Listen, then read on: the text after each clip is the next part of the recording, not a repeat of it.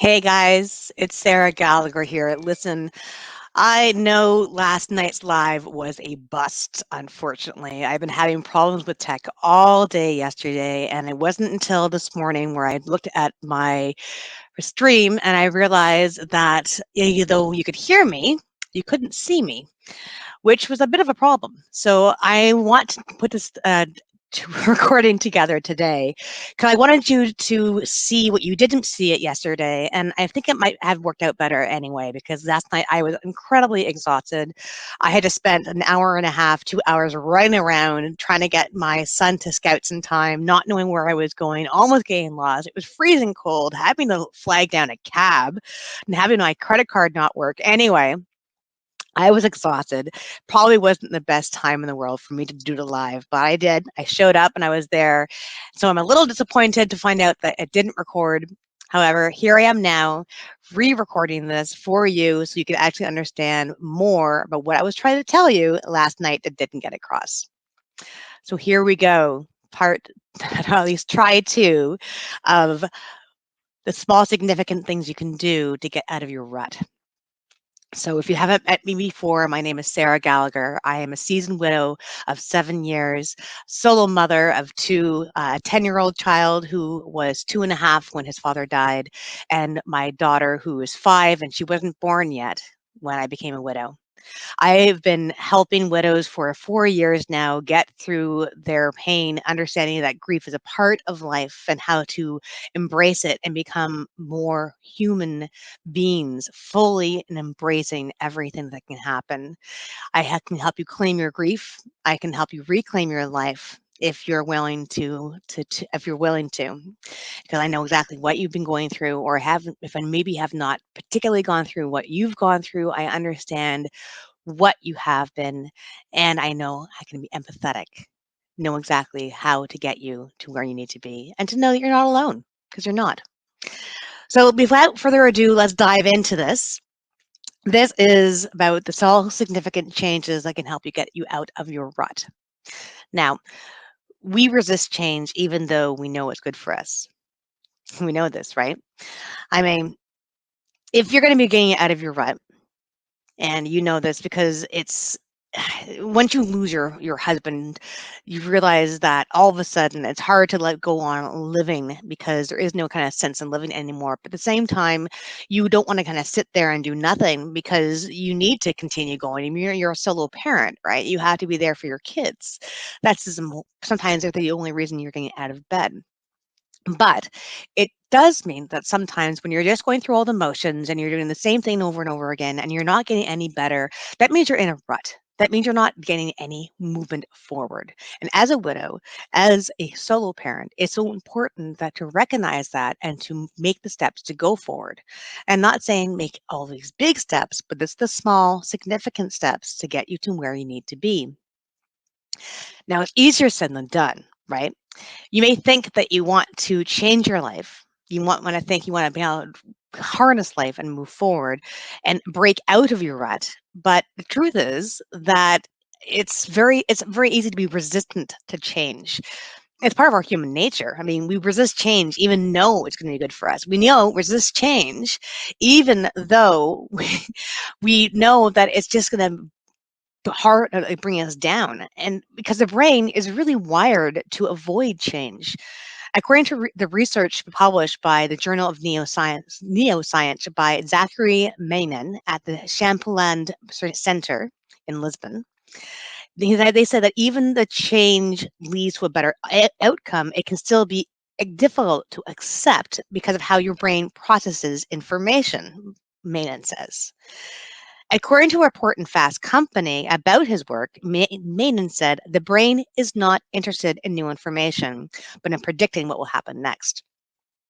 And that kind of makes sense for us too right now, right? I mean, considering that you've just gone through the most traumatic situation in your life where all of a sudden life has been turned upside down because you've lost somebody to death unexpectedly for the most part. And even if you have been expecting it, you can never really be prepared for when a death hits.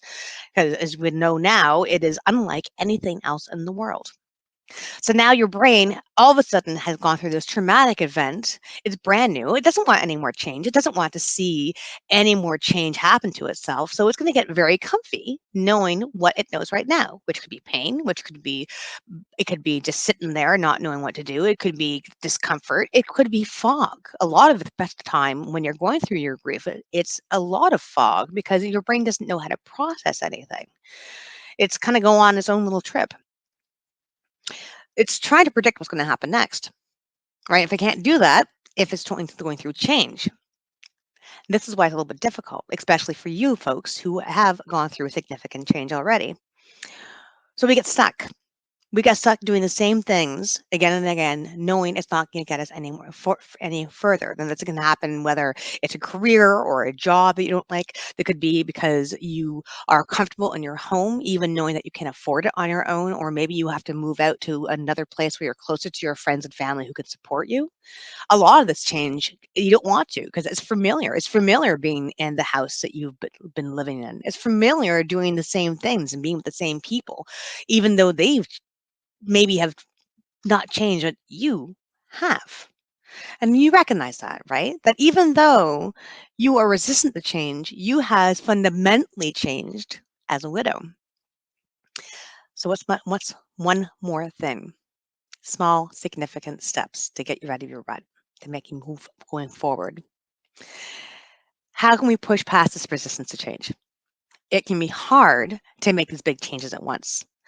But the small changes that you do can add up over time. So we don't have to make these big, grandiose changes all at once in order to see big results. Taking on too much isn't the answer. Now, I know it might feel that, I'll make sure I actually got getting the right thing here.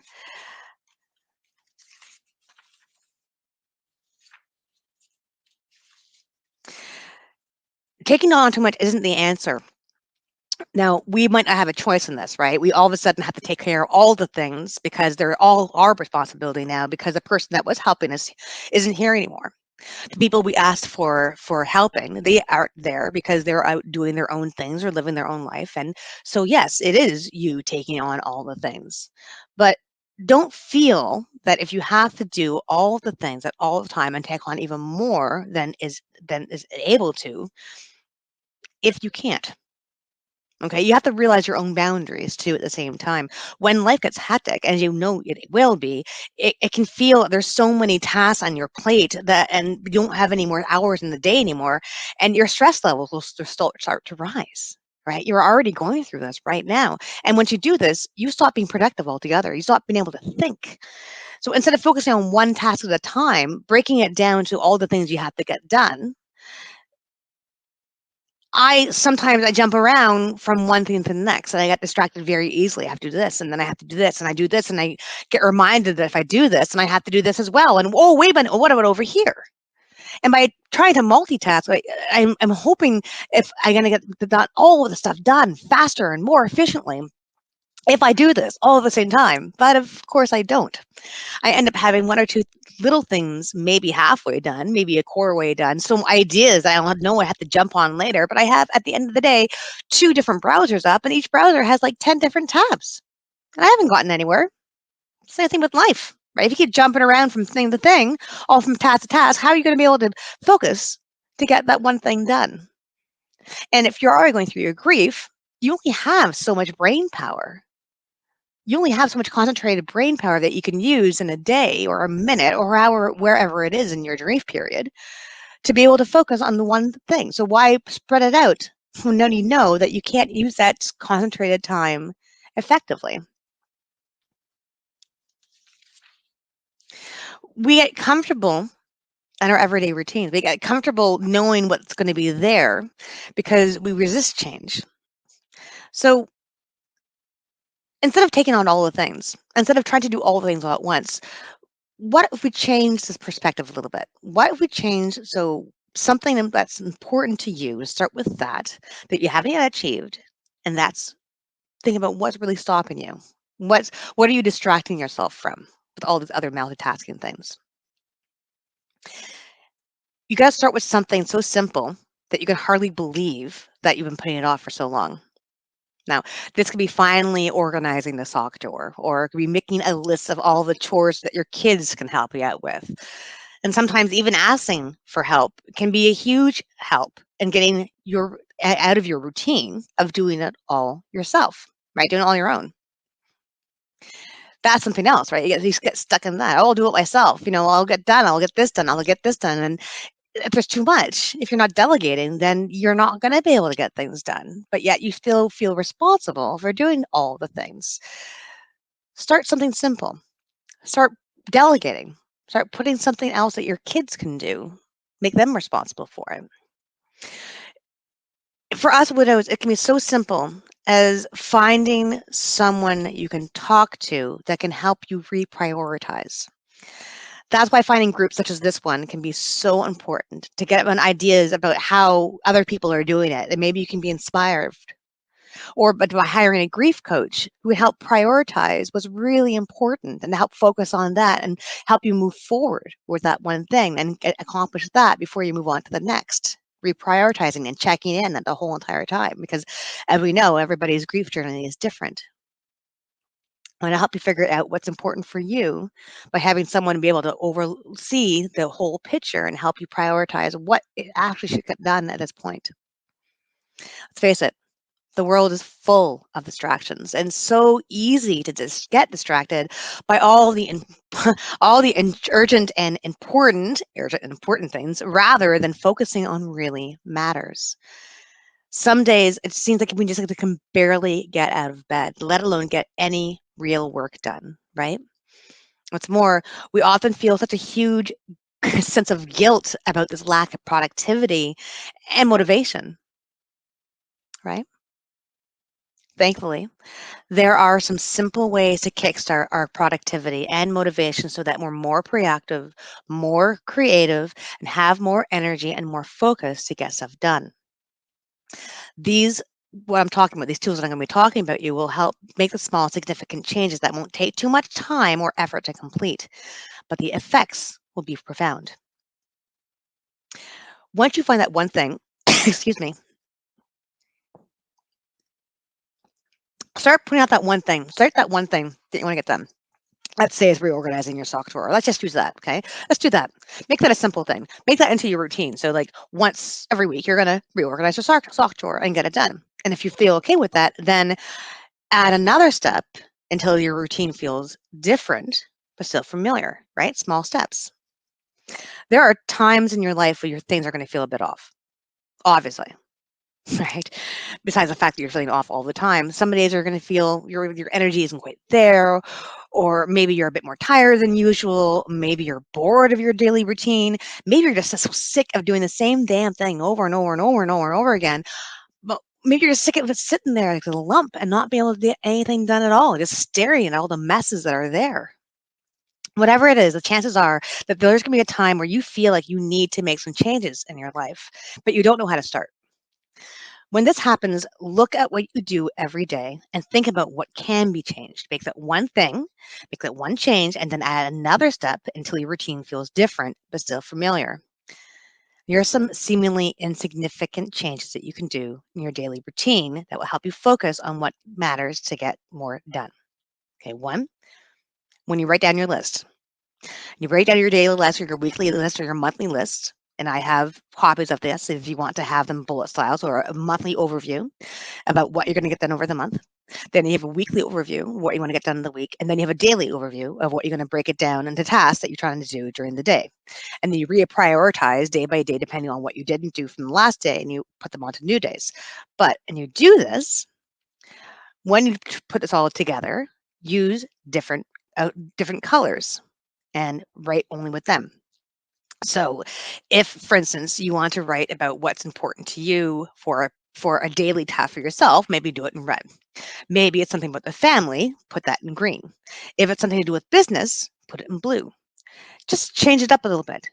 That way your brain gets refocused on how you feel and the different colors are associated with the different tasks, and it starts to reprioritize about what's important, and then you can actually see how this all works together. Okay, so let's try that. Try writing down, just use a couple colors and writing those down. And then if you want to have I'll put a link up to where you can get the bullet planners that I'm talking about, the monthly, weekly, and daily overviews.